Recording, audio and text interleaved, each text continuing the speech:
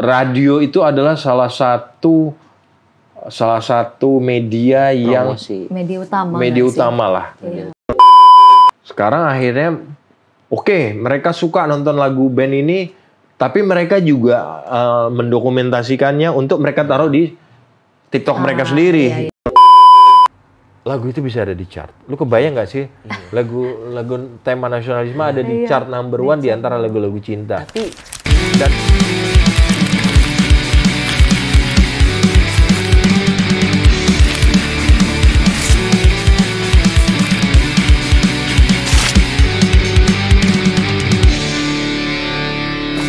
Teman-teman semuanya, di sini kita kembali lagi bersama diriku, dan kali ini ada Bang Atta dan Bang Edwin Coklat.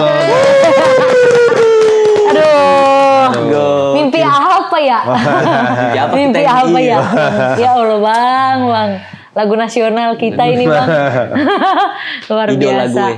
Bang Edwin. Siap. Apa kabar Abang? Baik. Wah, luar biasa. Gue juga happy bisa ada di sini. Iyalah. Seru ketemu kalian lah gitu. Kita udah ngobrol sebenarnya dari tadi. Banyak banget, panjang banget. Ada kali 2 jam ya. Kenalan dulu, apa segala macam gitu. Emang Bang Edwin ini sosok yang apa ya? Legendaris ya Bang ya? Legendaris. Gila sih. Terus ya siapa sih yang nggak tahu? Yang Coklat gitu. Iya, yang lagunya itu bahkan menurut gue sih harusnya itu jadi lagu nasional. Ya. Dari tadi kita ngobrolin itu. Ya. Menuntut anjay. Wah, Bang Edwin. Yuk. Boleh dong perkenalin sedikit Bang Edwin. Oke, yoi. Jadi buat teman-teman. Senang nih bisa ada di podcast ini ya. Menurut gue juga ini podcast yang unik gitu. Kita akan ngomongin berbagai macam tentang everything lah ya, tentang lifestyle, tentang people's culture. Iya. People's culture. Ya. Dan ya gue juga menarik untuk bisa datang ke podcast seperti ini kan karena gue di musik kan. Yeah. Gue di musik, Coklat di musik udah 28 tahun. Salah satu media yang mungkin bisa terus menghantarkan karya-karya gue, figur-figur Coklat adalah di podcast. Yes. Ke generasi berikutnya, ke segala macam. Kayak tadi kan kita juga sempat ngobrol. Ternyata kalian umurnya lebih muda daripada gue, walaupun nggak jauh-jauh banget ya. Enggak lah. Kalau sama Bang Atta nggak jauh. Nggak jauh lah. Tadi kita juga sempat ngobrol.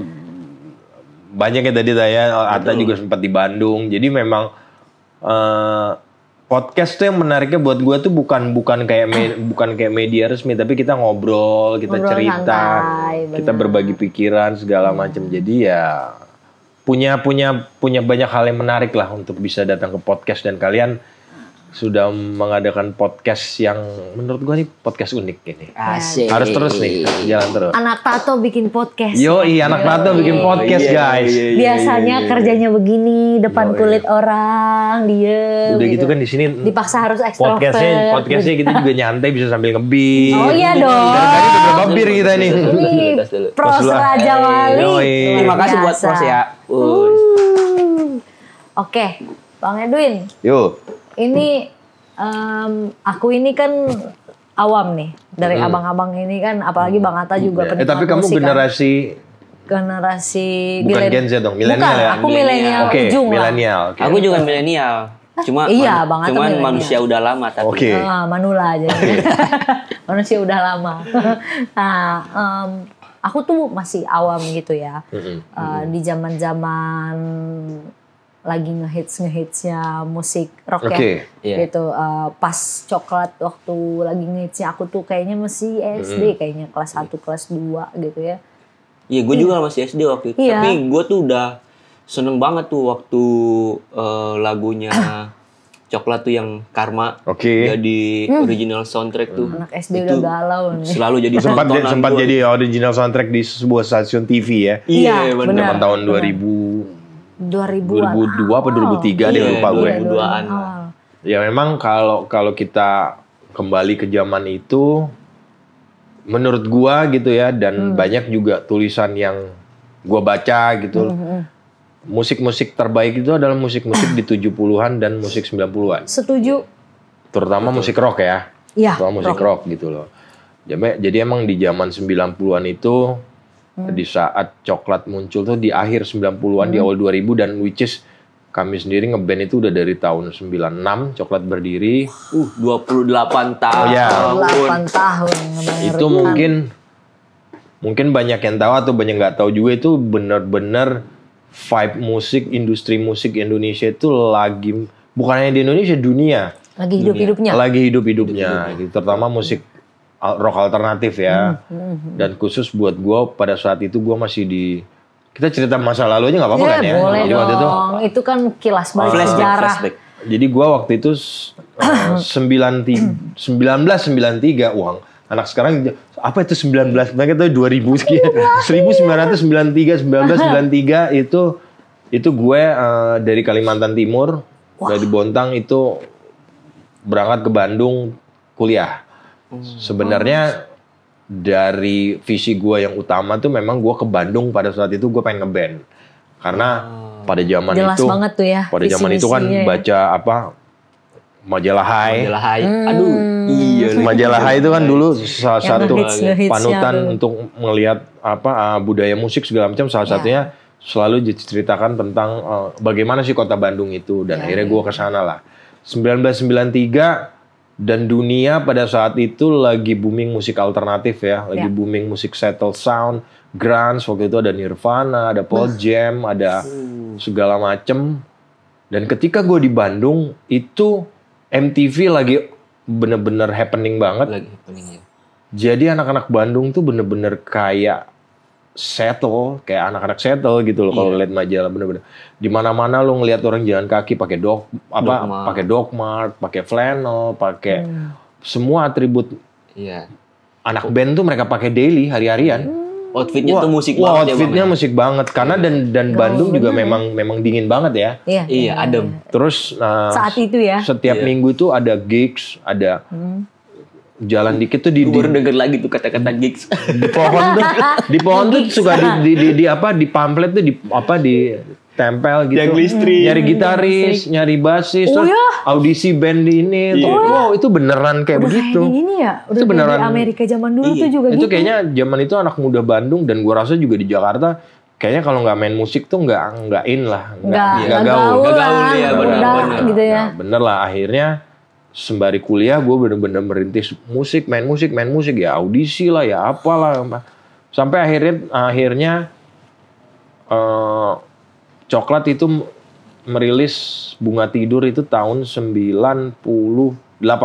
Itu kompilasi bersama Sony Music. Iya. Itu langsung label, Bang. Oh ya, sebelumnya juga indie di radio, karena pada zaman itu juga radio Bandung waktu zaman itu tuh orang yang punya lagu sendiri yang nggak punya label itu udah ada chart indie di radio. Jadi mulailah tuh radio-radio Bandung tuh indie musik tuh mulai naik, karena sebelumnya kan Bandung tuh ngelahirin Pas Band, Pure Saturday, Pupen gitu. Itu band-band pokoknya band-band underground indie tuh startnya dari Bandung pada zaman itu. Nah, akhirnya radio mulai muter-muter lagu-lagu, dan Coklat lagunya bagus.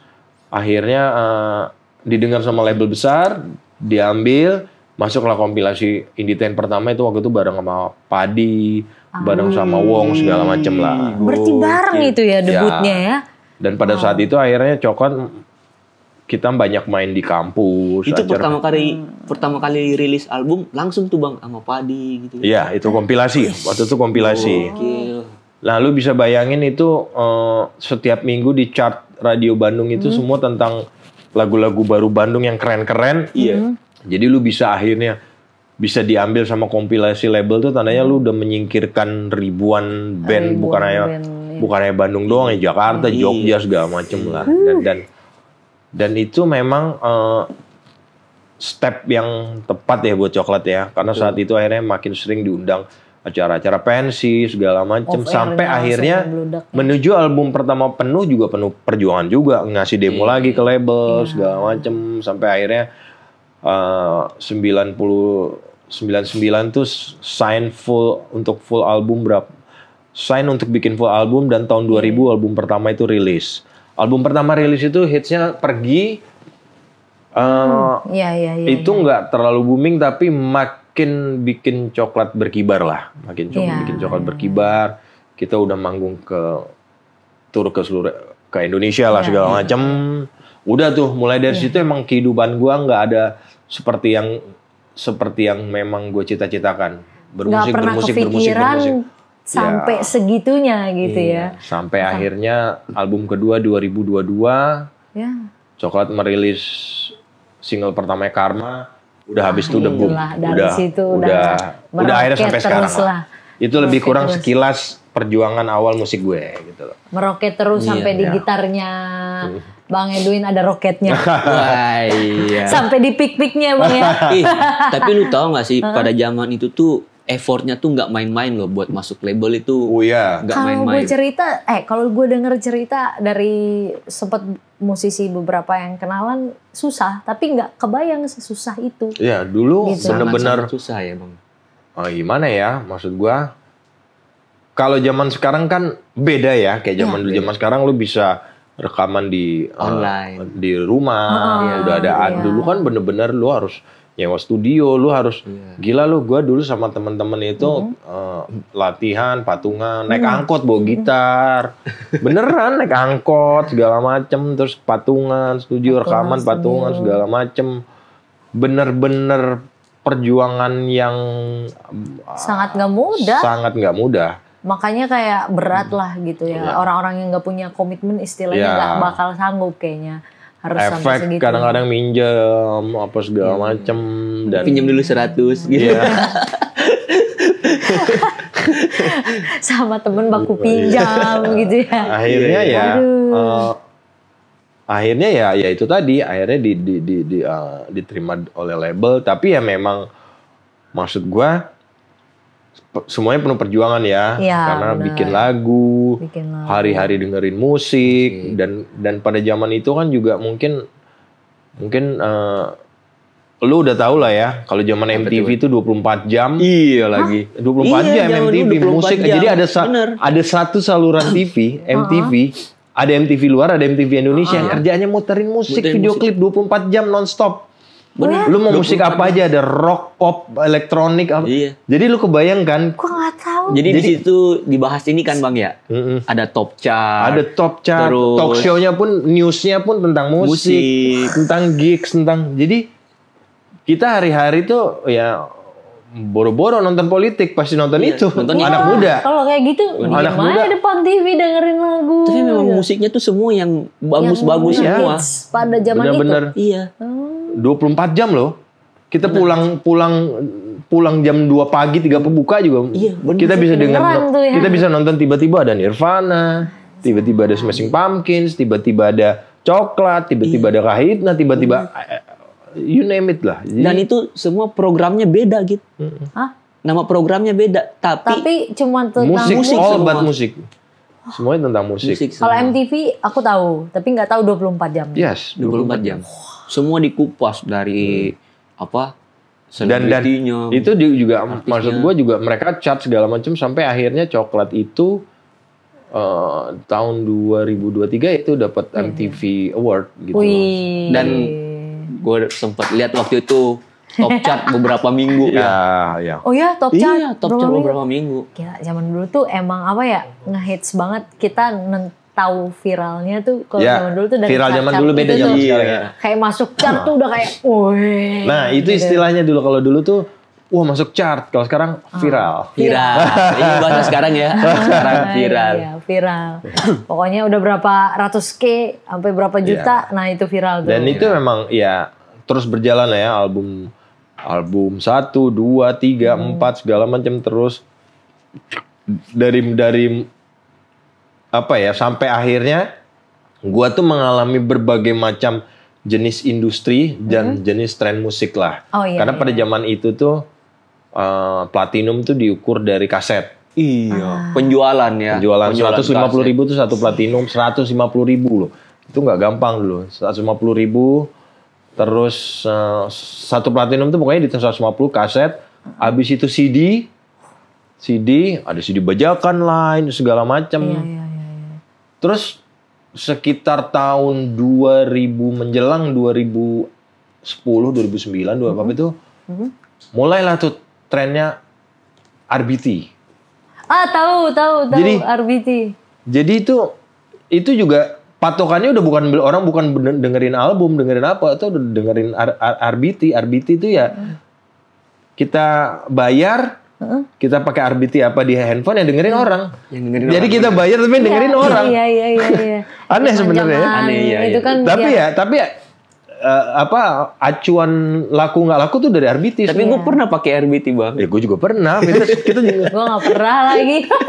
itu. Waktu itu. Jadi kalau nelpon lu yang dengerin. Iya, gue setiap nelpon teman-teman gue tuh. Spasi apa gitu kan. Spasi apa terus dengerin lagu. Pada zaman itu juga trennya udah mulai musik Melayu tuh.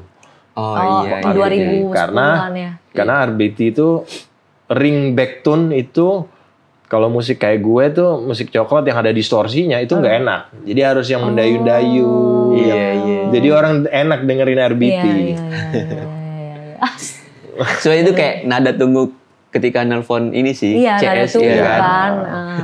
Ya, Gila. begitu I lebih skip kurang. Kayak gitu, mohon maaf ya bang Iya, emang gak gaul zaman dulu tuh. Baru taunya sekolah aja gitu. Terus tiba-tiba NATO sekarang. Nah, sekarang tadi udah ngobrolin panjang lebar ya secara. Itu baru itu nggak ada tuh 2%-nya tuh nggak ada. Tapi itu nggak singkat sih kalau mau dibedah nggak akan singkat. Oh gila. Kalau mau dijabarin kita 3 tahun 3 malam. Kok 3 tahun 3 malam. Nah sekarang kan maksudnya Kak Edwin kan udah lama nih berkecimpung di dunia seni musik gitu ya. Nah di dunia musik itu sendiri, ini kan karena kita dari lingkungan kita ini kan tato nih. Seakrab apa sih musik dengan tato? Sama tato? Gue juga lumayan, gue suka tato ya. Oh ya. Walaupun belum banyak tapi ya gue suka. Terus menuju banyak lah ya. Gue juga bergaul dengan teman-teman gue yang tatoan juga. Mulai dari sebelum gue ngeband gitu loh. Gue juga melihat bagaimana sih perkembangan dunia tato dulu dengan sekarang. Yang khususnya yang berhubungan dengan musik. Gua tuh dulu dengerin musik rock tuh pertama kali tuh musik 80-an. 80-an ya Guns N' Roses, Motley Crue, Poison, White Lion, you name it lah. Klasik itu. Zaman itu tuh musik rock pasti bertato. Musisi pasti bertato. Cuman tato zaman itu memang sangat klasik ya. Klasik, iya. Maksudnya salib pakai tengkorak, bunga mawar, apa itu gaya? Tapi maksud gue yang gaya-gaya rock 80-an lah. Iya. Jadi orang yang bertato tuh pasti musisi. Zaman dulu. Pasti orang yang berdekatan dengan musik atau preman. Ya itu 80-an ya, 80-an ya. Stigma 80-an ya. Nah, ketika akhirnya 90-an juga pas sudah ngeband segala macem, yang bertato tuh pasti udah mulai kurang tuh, yang preman-preman tuh udah nggak ada tuh. Yang bertato, yang bertato tuh pasti musisi biasanya. Emang orang-orang yang dekat sama dunia seni lah. Pelan tiba-tiba tatonya udah sebadan. Tapi rata-rata memang biasanya nyicil. Biasanya nyicil terus segala macem, dan udah mulai aneh-aneh tuh yang tadinya harus tato tuh harus gambar yang serem-serem. Akhirnya udah mulai macam-macam. Ini yang tren udah bergeser lah ya sekarang. Sampai akhirnya menurut gue tuh ketika tren musik emo berkembang. Itu kayaknya tato mulai pecah tuh. Mulai iya. Itu kayaknya semua anak sekitar 2010-an tuh ya. Sekitar 2010-an tuh ya. Iya. Anak band karena gitu. Karena musisi emo bertato semua gitu. Rata-rata begitu, gara-gara di luar negeri kayak Dashboard aja yang Dashboard yang musiknya nggak keras. Tatonya banyak. Terus kuat lah ya. Saya bukan cuma band rock sih ya Bang ya. Iya. Pada saat itu ya. Banyak sih. Dulu hanya band rock ya. Iya, dulu hanya band rock, tapi makin kesini makin ke band emo tuh kayaknya melihat orang tangannya kosong masuk ke studio tato keluarnya udah penuh itu udah mulai dari tren musik emo tuh. Jadi nah setelah itu akhirnya sampai sekarang ya makin terus berkembang lah gitu. Terus pada saat itu tuh kayaknya waktu itu ini tuh Bang yang ada Avenged juga kan. Iya. Nah, di situ tuh lagi rame-ramenya juga tuh. Tato sama musik juga tuh. Jadi memang kalau menurut gue sih ya selalu berhubungan sih sama dunia musik. Karena ini kali ya esensinya tuh berdekatan ranahnya tuh sama-sama kreatif. Gitu kan. Biasanya orang kreatif kan bebas-bebas aja. Jadi identitas juga gitu menurut gue ya. Jadi identitas kayak benar. Misalnya, ya itu tadi musisi rock misalnya melihat tatoan pasti orang udah bisa oh ya lu anak band dan lu musik lu pasti keras sama gitu. Ini gak sih tadi kan Bang Edwin ngomong Rose gitu-gitu kan. Sama ini gak sih tengkorak sama Mike? Iya tengkorak sama Mike lagi. Tengkorak sama Mike. Mike yang itu tuh. Iya Mike yang kotak gitu. Iya. Tengkorak naik Harley Davidson gitu. Pokoknya dulu tuh gayanya begitu tuh yang aku tahu ya. Iya. Tengkorak megang Mike gitu-gitu. Oh ya, minum dulu dong nggak? Oke. Bang Atta. Kita tos biar lagi santai. dong. Biar santai ini Maaf minumnya. aku lagi nggak bisa. Lagi musim batuk ya guys ya. Aduh luar biasa. Wah, ngobrolin apa lagi kita ya? Oh iya, sama ini. Kan sekarang kan kotak kan coklat. Kotak. Diedit ya nanti. Tolong diedit ya guys ya. Kan sekarang kan coklat, comeback lagi nih, reunite lagi, setelah 12 tahun berpisah. Tapi kayaknya nggak berpisah banget ya Bang ya. Orang masih sama-sama deket ya. Berarti sekarang coklatnya coklat muda apa coklat tua Bang? Ya jadi gue sama coklat itu memang 28 tahun ya. Iya Bang. 28 tahun itu kayak temen, keluarga, profesional dan kami tuh memang berawal dari teman-teman yang memang temenan gitu. Kayak gue sama drummer tuh, gue sama-sama teman dari Kalimantan tuh dari zaman kami SD itu udah main gitu. Iya. Nah, jadi ketika akhirnya ngeband dan bahkan di coklat pun kami pernah berpisah 12 tahun. Iya Bang. 12 tahun banyak kan selama itu 12 tahun itu ini loh apa? Kerasa gak sih? Nggak ngobrol, nggak apa. 12 tahun, selama 12 tahun itu nggak ketemu gitu Bang? Nggak, ketemu pernah di mana-mana tapi basi gitu. Jadi emang gua membawa nama coklat, Kikan dan Ervin jalan dengan solonya Kikan. Sampai akhirnya kami bisa balik lagi gitu loh. Nah, memang yang gua rasain itu dunia musik Indonesia tuh terus berkembang ya. Iya. Dan di saat kami lagi berpisah pun kami terus berjalan, gua dengan coklat terus berjalan itu dengan tantangan yang nggak mudah dan berbeda juga. Apalagi saat itu kita 3 tahun pandemi, ya kan? 3 tahun pandemi ya semua orang pasti di pandemi, semua bidang apapun tuh pasti redup lah ya, terutama industri hiburan lah ya. Dan setelah pandemi kan kayaknya juga kebenaran banget. Alhamdulillah coklat reuni. Itu dia tuh. Kayaknya semua orang juga kayaknya kangen dengan pertunjukan off air. Dan ketika kami reuni juga langsung pecah. Ternyata orang juga udah banyak kangen banget dengan coklat OG, coklat yang original. Akhirnya ya udah rame, kami kembali bisa semua festival kami sikat, semua festival ngundang coklat, kami off air jalan lagi dan karena itu ditunggu-tunggu Bang. Iya, dan setelah sekian lama gitu kan. Dan walaupun memang di saat festival itu nuansanya udah beda ya. Iya Bang. Kalau sekarang orang nonton pakai handphone mulu soalnya. Iya. Nih, aku pengen nanyain nih sekarang nih. Tadi kan udah aku tabung nih pertanyaanku. Ada nggak sih Bang perbedaannya secara vibe atau mungkin rasanya tuh manggung di kala dulu sama sekarang? Sama sekarang setelah reunite lagi, vibes si audiens yang nontonnya ini tuh ada nggak kerasa perbedaannya? Jelas beda ya. Apa tuh perbedaan? Yang jelas sih gini, mungkin secara gambaran umum gue cerita dulu ya. Iya.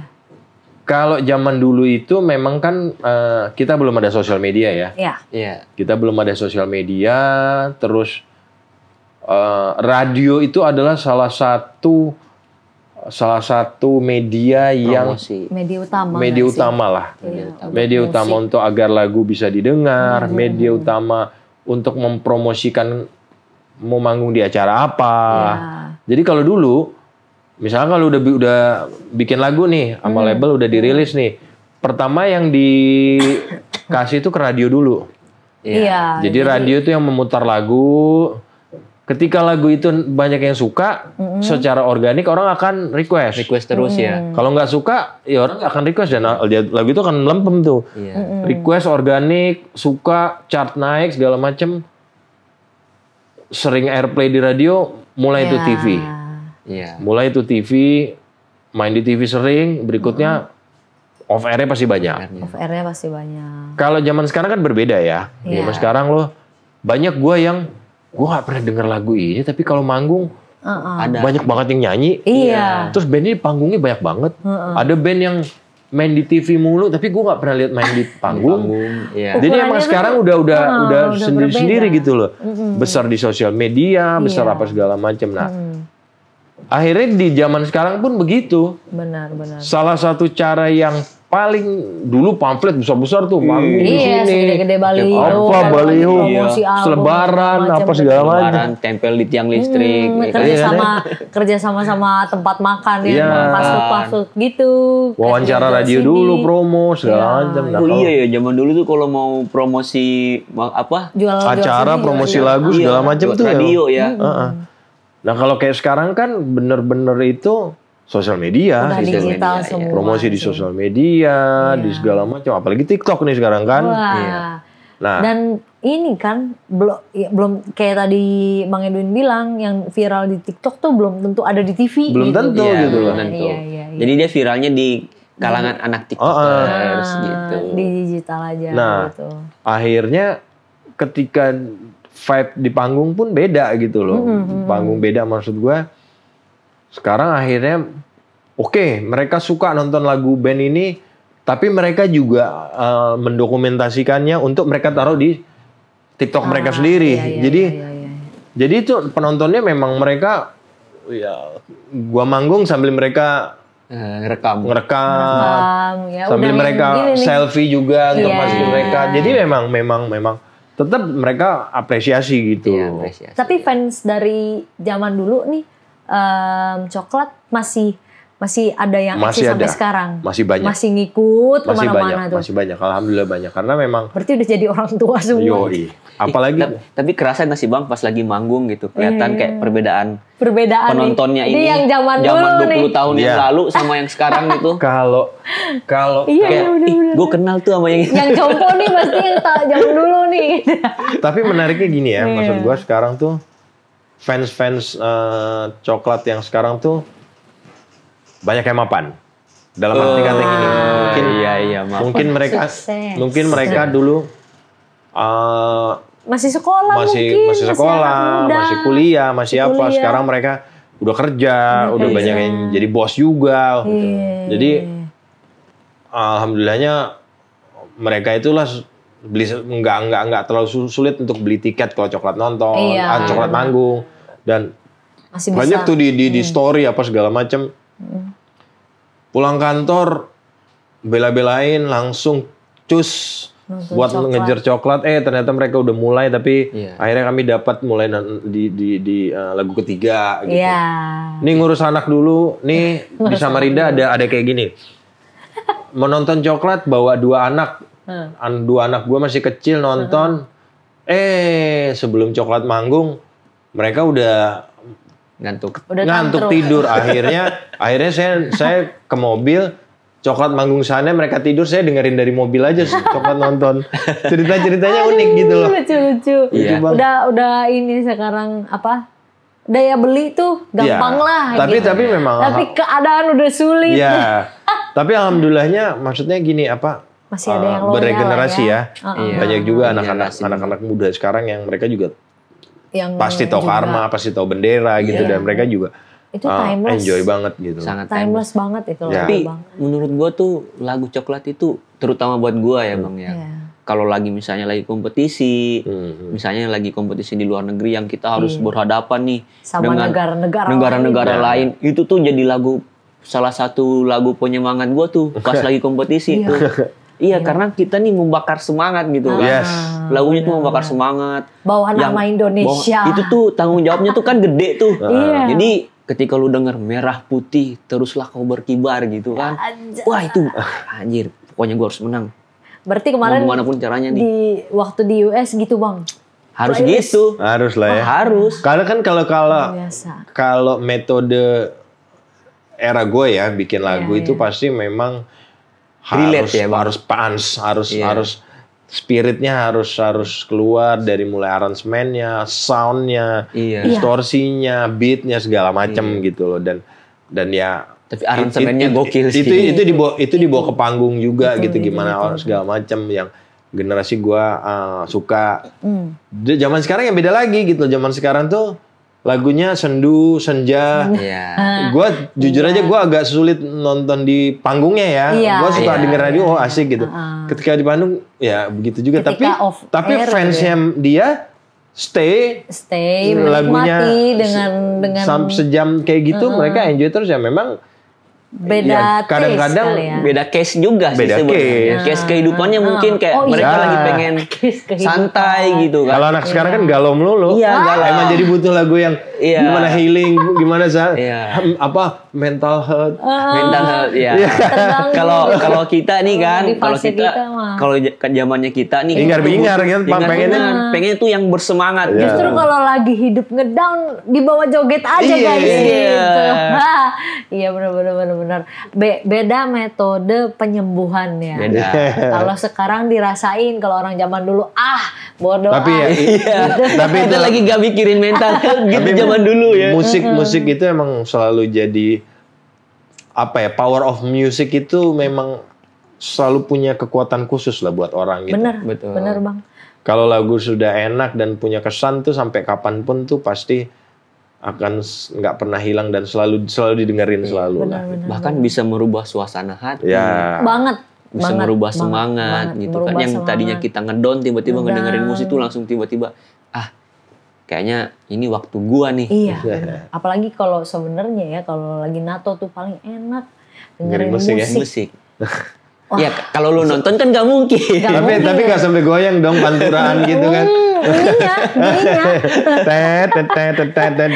Sambil angguk-angguk paling gitu. Kayak di bawah tuh paling gak pernah berhenti itu musik. Pasti selalu muter.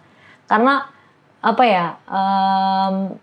emang kuakui ya gitu. Kalau kita di bawah nih sering banget.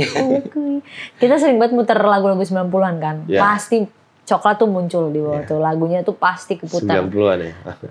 Kalau aku mau nanya nih sama Bang Edwin yang udah lama sekian puluh tahun berkecimpung di dunia musik. Apa sih perbedaan musik-musik tahun 90 tuh yang menurut dirimu ya? Karena kan kerasanya tuh kayak timeless banget gitu ya. Sampai sekarang tuh siapa sih yang nggak tahu lagu Bendera, yang nggak hafal gitu. Yang di zaman sekarang tuh yang udah banyak tren-tren musik yang macem-macem ya, yang unik-unik gitu ya. Tapi tetap itu lagi yang eksis, itu lagi kalau momen misalnya momen upacara bendera Coklat lagi yang diputer, momen 17 Agustus maksudnya. Coklat lagi yang diputer, kayak nggak ada lagu lain aja gitu. Nah itu tuh apa sih yang membedakan proses kreatifnya waktu Coklat sendiri deh? Kalau zaman ini berdasarkan pengalaman gue ya. Iya. Jadi zaman 90-an itu musik itu juga lagi banyak variasinya ya. Lu tiap hari, setiap minggu, tiap bulan pasti ada yang rilis, mau lokal, mau internasional. Semasif itu. Semasif itu gitu, video klip segala macam. Dan dulu serempak semua orang ada di TV. Jadi semua itu bener-bener seragam lah. Apa yang terjadi di Jakarta itu juga terjadi di Bali, terjadi juga di Sulawesi segala macam, ya kan karena TV gitu loh. Nah, tapi kalau secara rahasia musiknya memang ya itu tadi, karena banyak musik itu tadi banyak banget influence yang bisa menjadi apa ya, inspirasi gue lah. Mulai dari bermusiknya, mulai dari soundnya, mulai dari liriknya, attitude-nya, fashionnya, apa segala macam lah. Saling menginfluence lah satu sama lain. Zaman dulu itu memang biasanya bikin lagu tuh kadang-kadang jamming. Jadi bener-beneran studio kami cobain, ngarang yuk bikin apa. Oh langsung bener-bener gitu. Bener-bener kayak ngeband gitu loh. Itu yang kalau mungkin sekarang itu memang masih dilakukan. Kalau sekarang juga banyak yang produsernya itu kadang satu orang, emang bener-bener dia buka komputer, di situ dia bikin drumnya, dia bikin bassnya, dia bikinnya bisa dibikin sendiri lah. Nanti dia baru kasih tahu yang lu mainnya gini segala macam. Itu aja secara budaya dan emosi mungkin berbeda ya. Berbeda. Bukan soal bagus apa enggak ya, tapi itu udah beda attitude tuh, udah beda karakter. Prosesnya aja udah beda ya. Prosesnya udah beda. Nah, dari situ makanya lagu-lagu 90-an itu secara musikal pasti punya greget khusus lah buat yang secara pendengarnya. teknik. Iya. Karena kalau berarti kalau di tahun-tahun itu tuh bikinnya tuh every part itu bareng-bareng. Every partnya tuh kayak spontan gitu ya Bang ya. Nah, makanya ketika itu terjadi dan akhirnya dibawa ke panggung itu makin menggelegar lagi. Karena makanya setiap pemain tuh menjiwai lagu itu ya. Band-band 90-an itu generasi gua itu sampai sekarang tuh masih sangat sukses di panggung. Masih jam terbangnya masih sangat tinggi dan selalu diundang, mau di acara festival baru atau festival yang udah established atau segala macem. Bahkan kayak Coklat tuh kayak gua tuh semua jenis acara tuh manggil Coklat sekarang. Ya festival, acara kantoran, acara negara, acara apa aja gitu loh. Pasti di setiap acara festival musik ya khususnya. Pasti ada ya muter musik-musik ngehits zaman 90-an yang dimana pasti artisnya dong yang diundang gitu ya. Emang itu yang mungkin membuat musik 90-an itu cukup abadi lah untuk buat pendengar musik. Tapi Bang, menurut Abang nih, menurut penilaian Bang Edwin, itu salah satu yang membedakan gak sih kayak musisi zaman dulu sama yang sekarang itu secara skill berbeda? Ya, itu juga ada perbedaan khusus ya, perbedaan umum malah menurut gua. Jadi gini, zaman sebelum gue tuh main musik itu bener-bener nggak mudah. Lu bisa guru musik tuh galak-galak zaman dulu. Nggak tahu pasti lu ya zaman dulu. Aku nggak tahu. Wah, zaman dulu tuh guru musik itu galaknya minta ampun. Kayak guru matematika. Wah, lebih galak lagi.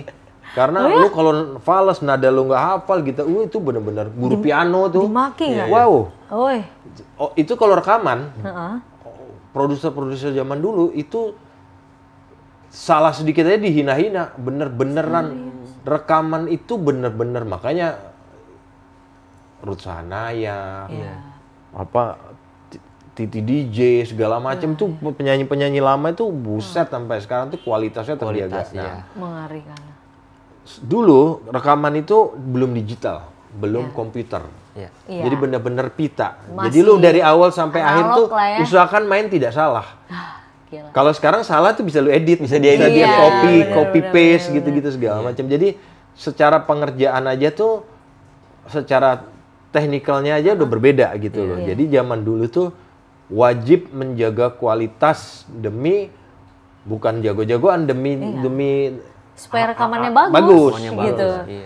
Nah, kalau zaman sekarang itu kan teknologi terjadi. Gue juga untuk mengulang ke ala dulu juga udah malas. Malas juga gitu loh. Bukan malas sih, nggak sepenuhnya melakukan kayak gitu loh. Tapi dari segi kualitas tetap terjaga Ya, kan. Iya. karena gue punya pengalaman itu. Iya, Nah karena kayak punya sekarang pengalaman juga, itu. sekarang kan juga udah datang ke studio sistem rekaman sudah seperti itu. Udah canggih Efek-efek banget. gitar juga sudah semua digital semua, udah ya istilahnya dimudahkan lah. Jadi memang ada perbedaan mengenai menjaga kualitas, tapi bukan berarti anak sekarang nggak jago-jago, tapi ya Jago. itulah salah satunya. Kalau zaman sekarang tuh banyak hal yang dimudahkan Karena untuk teknologi. proses, benar untuk Tapi proses zaman dulu tuh kreatifnya. gini loh gitu. Kayak yang direkaman sama yang di live itu sama. Ya, Itu aku pernah dengar juga. Sama. karena kualitasnya itu tadi memang Karena nggak kebanyakan diedit. Karena apa yang karena zaman dulu kan terbatas ya gitu ya buat ngedit sound nggak sedetail sekarang toolsnya gitu ya. Kalau zaman dulu ya fales ya ulang. Yes. Gitu. Ya benar ya. Dulu ya jangan sampai fals tuh rekaman. Kalau Iya. sekarang udah ada auto-tune, Melodyne di Ada cerita lucu nggak sih? Aku jadi penasaran deh. Oh iya. Waktu misalnya yang zaman dulu deh gitu ya, pas proses rekaman dari teman-teman coklat yang Bang Edwin masih inget lah lagi rekaman tuh. Dulu Jadi itu pokoknya penasaran. zaman gua rekaman tuh ya. Ya lucu nih ya. Ada satu lagu tuh pengen ada suara pintu ditabrak gitu loh. Iya. Bruk, Oh, pintu yang ke bruk, bruk gitu ya. segala macam. Nah, ketika rekaman tuh akhirnya drummer gue nih, dia harus nabrak lemari biar suaranya begitu Biar gitu ya. bunyinya bombastis. nggak dapet dong, harus berkali-kali dia nabrak lemari. Kalau sekarang sampling Oh, iya. suara kayak gitu kan udah banyak. Banyak. Pernah ini nggak misalnya lagi rekaman gitu ya kan? Itu kan kayak berarti kalau dari ceritanya Bang Edwin tadi itu proses sakral ya Bang ya. Yeah. Dimana kita tuh tidak boleh salah gitu. Ya. Tidak boleh Pernah nggak ada yang salah? Oh banyak. Sering lah Habis ada. dong diomelin. Ada tuh maksud gua. Dulu aja kalau nungguin adalah personil yang lama tuh rekamannya nggak beres-beres lama. Itu gua udah sampai bete gitu segala macam karena kalau rekaman tuh kalau kita udah salah di pressure, ada orang yang memang tertantang, ada orang yang makin hancur. Iya benar. Itu shift bisa gugup banget tuh. terbuang-buang, bisa segala macam. Udah gitu kan, kayak zaman dulu itu sistemnya bikin album. Jadi bukan kayak sekarang yang lu ngerjain satu lagu dulu, Baru habis bisa itu selesai rilis, gitu ya. bikin lagu kedua, bikin lagu. Kalau dulu tuh bisa yang, gue dulu di Bandung kan, sama anak-anak tuh, ayo ke Jakarta. Di Jakarta tuh bisa 4 bulan ngerjain satu album, 10 lagu. Iya. Ngerjain tuh 10 lagu semua, baru balik, baru satu-satu dikeluarin. Itu rekamannya Wah gila. secapek apa itu? Capek tapi original. Ya kayak gitu dulu. Iya, ngomong-ngomong soal tadi auto tune itu kan, itu yang ngebikin banyak anak-anak sekarang tuh mudah jadi Musik. musisi. Tapi efeknya itu kan kayak misalnya di Ketika recordnya, tune-nya tuh tinggi Iya, suaranya. pas manggung. Tapi ketika manggung, akhirnya apa? Akhirnya dibully. Iya. Jadilah kena apa? Tadi mental health-nya tuh jadi kena gitu. Langsung. Akhirnya jadi Kena kayak mental. Kena mental. Iya, Akhirnya mental ya. Iya mental bener. Itulah yang bikin. Iya. Itu yang sering terjadi sekarang ya Bang ya. Apa ini ya faktornya jadi timeless juga karena ya coklat apa yang direkam itulah yang offline. Karena gitu menurut loh gue sih ya. asli sih. Dan sampai sekarang Original aja gitu. kayak maksud gue tuh kayak sekarang juga kami masih terus latihan gitu seminggu sekali tuh masih. Oh ya? Masih. Nggak cengeng lah Bang Seorang ya. Kak Kikan yang Masih, suaranya kami masih Bang, harus aku latihan. suka banget suaranya Kak. Asli sih. Kayak apa ya mature banget gitu. Ya. Kami masih harus latihan karena kan memang kadang-kadang setiap event kan ada yang konsepnya berbeda. Terus ada tuntutan lagu-lagu yang berbeda. Itu masih terus latihan. Kadang-kadang juga ini lagi padat nih kita, kita nggak latihan. Ya. Jadi emang latihan itu bukan sekedar latihan, tapi emang ngatur mood lagi, ketemu lagi, segala macem. Ya itulah namanya musisi ya, apalagi selain latihan, Biar membangun chemistry lagi ya Bang promo. ya. Zaman sekarang ya nambah bikin konten. Iya, nambah. Ya mungkin kalau dulu kan promo-promo lewat radio, mungkin sekarang ditambahin lagi jadi konten gitu. Bikin konten. Sama ini sih, aku mau nanya juga, kan berarti kan kalian kan menua bersama. Amin. Ya nggak sih? Iya dong. Iya, 28 tahun loh. 28 tahun itu nggak sebentar sih. Kerasa nggak sih perbedaan dari pribadi masing-masing teman-teman? Pasti ngerasain ya perubahan dari pendewasaan diri gitu ya. Kalau dulu mungkin ketemu masih ada berantem anak kecilnya gitu masih ya. Lah. Dulu kan kalau kayak sekarang kami udah sama-sama besar ya. Iya dong. Udah gede, jadi apa aja diomongin. Dulu hal-hal yang sekarang tuh kalau ada sesuatu tuh nggak dipendam-pendam. Omongin dan yang diomongin juga masing-masing udah bisa nerima karena udah saling. Dan udah gitu juga ini udah kalau dulu tuh masih banyak distorsinya lah. Tiba-tiba masih ada yang pacaran lah, masih ada apa. Kalau sekarang kan kalau sekarang kan udah punya anak, udah kita ngeband emang banyak distraksi lah ya. Tanggung jawabnya memang udah benar-benar udah confirm kalau memang kami musisi profesional yang emang benar-benar melakukan ini bukan hanya untuk duit, tapi emang this is our life gitu. Udah jadi bagian dari hidup lah ya. Apalagi kami pernah berpisah gitu loh. Jadi sekarang tuh kayak benar-benar tidak ada berusaha untuk tidak ada yang membuat hal-hal yang nggak nyaman gitu. Walaupun yang namanya kerja berkelompok atau band itu nggak sendiri ya, banyak kepala, harus saling ngerti segala macam. Sinkron. Udah jauh lebih inilah ya, bisa neken ego lah gitu ya, karena ya masa nggak kangen sih udah 12 tahun pisah gitu ya. Apalagi kan kayak sekarang juga lagi maksud gue. Hot-hotnya ini mah balik lagi. Itu mah kita juga sedih. Iya, gitu kan? Kita yang sedih banget. Maksud gue kan kayak main musik tuh. Aduh. Bukan kompetitif sih, tapi kan sekarang itu kan juga talent kan bermunculan terus ya. Gimana caranya Coklat terus bisa ada, bisa terus konsisten, kan kami harus terus muter otak, muter kreativitas, kasih effort terus. Jadi untuk seperti itu suasana di dalam harus sehat. Benar. Dan nggak ada yang namanya orang di musik itu kayak kerja, misalnya kayak kerja kantoran, 9 to 5, ngerjain ini enggak. Kerjaan di musik itu, kerjaan di musik itu pasti penuh dinamika gitu. 25 jam deh kayaknya dinamikanya luar biasa. Walaupun dan ya hal-hal yang keseruan lah kayak zaman dulu misalnya. Ya sekarang udah lebih chill sih, udah lebih chill. Udah lebih chill lah ya. Tapi gue tuh penasaran tau Bang, kayak lu kan dari Kalimantan terus ke Bandung. Gimana sih ceritanya kok bisa ketemu nih kalian semua nih? Iya kan? Itu. Nah, kalau ini kan maksud gue makanya memang kalau misalnya main musik itu lu harus fokus.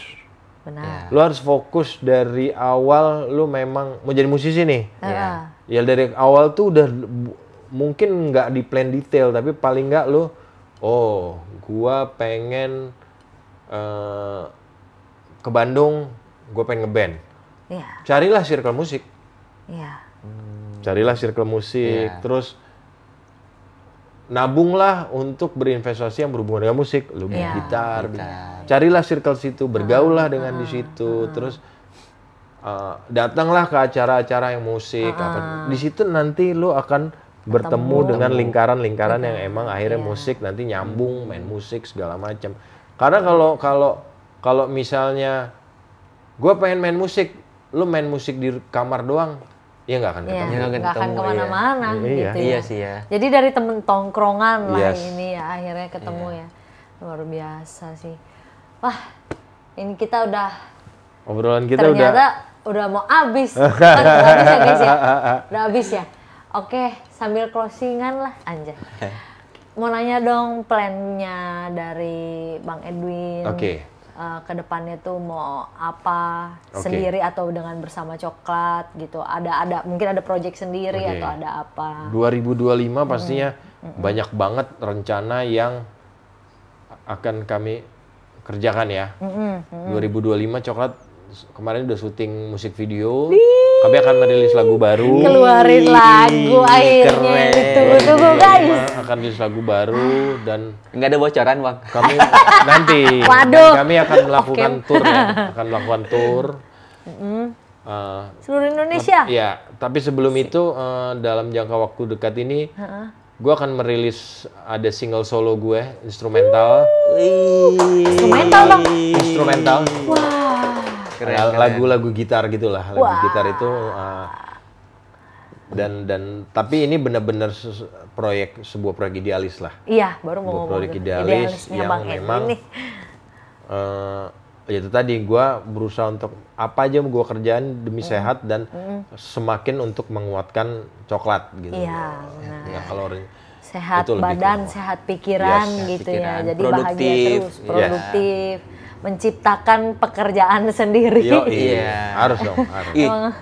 Satu lagi dong. Oh iya, boleh-boleh. Gue tuh mau nanya, ini gue penasaran banget. Ini secara personal sih sebenarnya ya. Gue tuh penasaran banget siapa sih yang apa ya, yang diidolakan terus referensi main gitarnya Bang Edi itu siapa? Kalau gua suka banget kalau secara spesifik gitaris. Aku suka sama Eddie Van Halen dan Joe Satriani. Wah, Eddie Van Halen dan Joe Satriani. Aku tahu. Terus kalau secara band, gue suka banget sama musik 90-an, gue suka banget musik grunge. Gue suka Alice in Chains. Gue suka Pearl Jam, gue suka Nirvana. Jadi kalau yang kekiniannya gue suka Korn. Korn. Ya pokoknya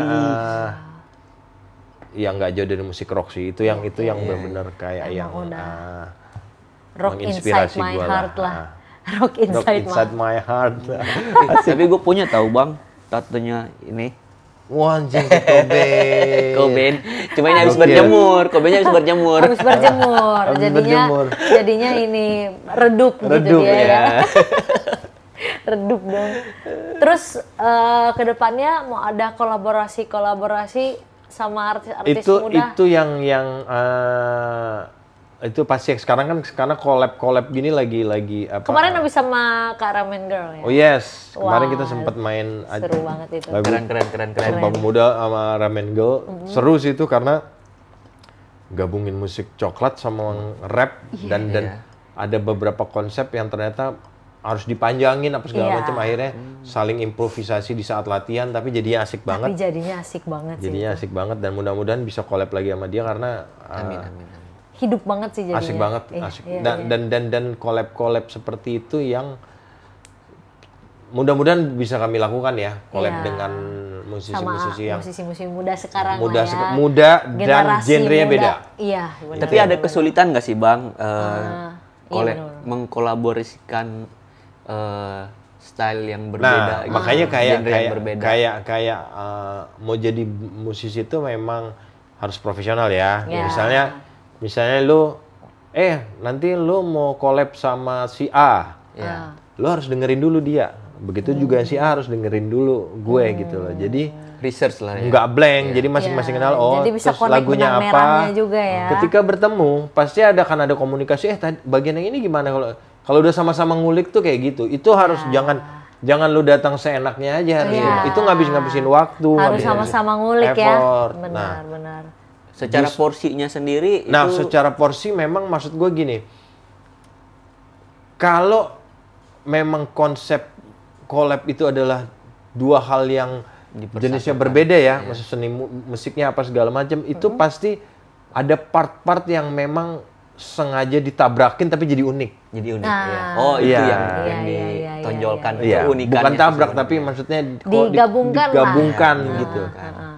Jangan akhirnya memberi karena musiknya kayak begini lo dikit aja ya begitu, enggak, maksudnya memang harus beradu ide, terus harus berkolaborasi semaksimal mungkin karena di situ akan jadi uniknya, karena kan yang namanya bereksperimen itu melakukan sesuatu hal yang nggak biasa.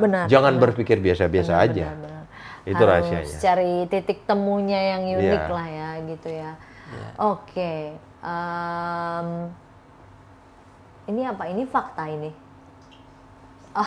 Enggak, maksudnya coklat identik dengan band yang upbeat dan nasionalis. Bener nggak? Ini tim kreatif. Oke. Mau mengkonfirmasi gitu. Iya. Ya, sedikit cerita ya. Maksud gue, nasionalisme coklat itu memang salah satu bentuknya gini loh. Gue sadar banget sama temen-temen, kami tuh musisi gitu loh. Salah satu sumbangsih untuk ngebangun negeri gini, ya lewat lagu. Iya. Gue nggak harus Untuk teriak-teriak ke membangun, jalanan. benar. Gue nggak harus bersusah payah terjun ke politik. Iya. Kecuali memang orang suka ya. Jadi Iya. maksudnya, Aku mau konfirmasi nih Ya. dari teman-teman yang mengumpulkan fakta. Coklat itu identik dengan band yang upbeat dan nasionalis. ya, itu absolutely benar. karena gini loh, maksudnya. Absolutely benar. Gue dan teman-teman tuh punya konsep kayak gini. Kami musisi, salah satu bentuk berjuang dan membangun negeri ini ya lewat musik gitu. Iya. Menyuarakannya lewat musik. Menyuarakan, benar. Nggak harus terjun ke politik. Bagi yang ingin terjun ke politik ya silakan. Ya. Nggak harus turun ke lapangan, ke nggak mau jalan, apa segala Ya, ini macam. salah Jadi, satu caranya lah ya. salah satu Salah caranya satu adalah caranya. terus berkarya dan menyuarakan tema-tema nasional untuk membuat orang semakin bangga dan percaya terhadap bangsanya sendiri, Indonesia. Jadi dan banyak proyek yang memang sudah kami lakukan terhadap tema-tema nasionalisme yang akhirnya alhamdulillah sekarang banyak juga yang band merilis lagu-lagu nasional kan. Yang sifatnya Karena gini, nasional, gue punya cerita populisme sedikit. gitu. Jadi Iya, iya. tahun 2002 itu paling kita punya lagu-lagu nuansa pop yang ada di lagu-lagu nasional, kita punya Gomblo, Kebiar-kebiar apa iya. enggak, kita nggak banyak kan ya. Iya, iya. Sampai akhirnya pada saat itu Coklat dapat soundtrack lagu Bendera. Awalnya tadinya label itu agak meragukan kalau lagu ini bakal pecah. Oh gitu. ya? Dia Bendera karena kan dipikir, karena kan pada saat itu tuh ya semua lagu yang ada di chart itu lagu pop. Iya. Iya. Semua lagu pop. Lagu ini dianggap ya demi untuk sebuah soundtrack film aja lah. Iya. Akhirnya lagu itu rilis dengan apa yang disuarakan oleh Coklat gitu, dengan distorsi, dengan upbeat, dengan spirit khusus gitu di lagu Bendera. Liriknya sih. Akhirnya lagu itu bisa ada di chart. Lu kebayang nggak sih lagu tema nasionalisme ada di chart number one di antara lagu-lagu cinta. Tapi Dan itu sepanjang menurut gue ya, Iya. sepanjang Republik ini masih ada, lagu itu akan terus ada. ada. Pasti. Tapi tahu nggak Bang? Tujuan dari lagu itu berhasil, tahu nggak sih? Ya. Iya. Berdampak ke gue juga sebenarnya gitu. Mengibarkan Mengibarkan semangat bendera Pasti. di negara orang itu susah gitu loh. nasionalisme. Nah, itu kan maksud gua itu bentuk sumbangsih dan cara gua ngebangun bangsa ini ya lewat karya, lewat lagu. Betul. Luar biasa. By the way, terima kasih buat sudah bikin lagu itu Bang. Iya, itu sangat sangat membakar semangat sih ya. Lagu 17-an aku. Iya. Pokoknya selalu kayak apa ya? Udah pasti benar, selama Republik ini masih ada, ini lagu Iya. bakal Lagu itu bakal tetap selalu ada. terdengarkan, tersuarakan. Iya, luar biasa. Tepuk tangan dulu dong guys. Tumben diam aja pada gugup nih kayaknya. By the way, Bang Edwin, makasih banyak. Sama-sama. Gila, nggak expect banget sih. Kita mau. bakal kedatangan Iya. Bang Aduh. Edwin. Sukses Kayak juga buat Inghab ya. bener-bener. maksud Amin, gua. amin, amin, Kayak amin. bener-bener Semoga- nggak kepikiran bisa mau datang Iya. ke sini. Yoi, Terima semoga kasih Kita makin doakan banyak. rame. juga karir Bang Edwin dan Coklat Amin. selalu Iya. dilancarkan dan semakin sukses ke depannya. Ditunggu itu tahun depan lagunya Lagu apa? barunya. Siap. Dan apa single Project ya? solo, Single, single project tadi. solonya Project solo, Bang ya. Edwin, instrumen gitar pasti keren banget ya Dan teman-teman. semakin membakar jiwa-jiwa anak muda untuk semakin Terus semangat semangat ya. nasionalismenya makin tinggi. Benar, semakin cinta Indonesia. Indonesia. Gitu. Amin. Amin, amin, amin, amin. Thank you teman-teman. Thank you Bang Edwin. Sama-sama. Edwin, terima kasih banyak. Luar biasa. Cheers dulu. Nggak kerasa ya. Ya. Ngalir ya. Aman tapi ya paling nanti yang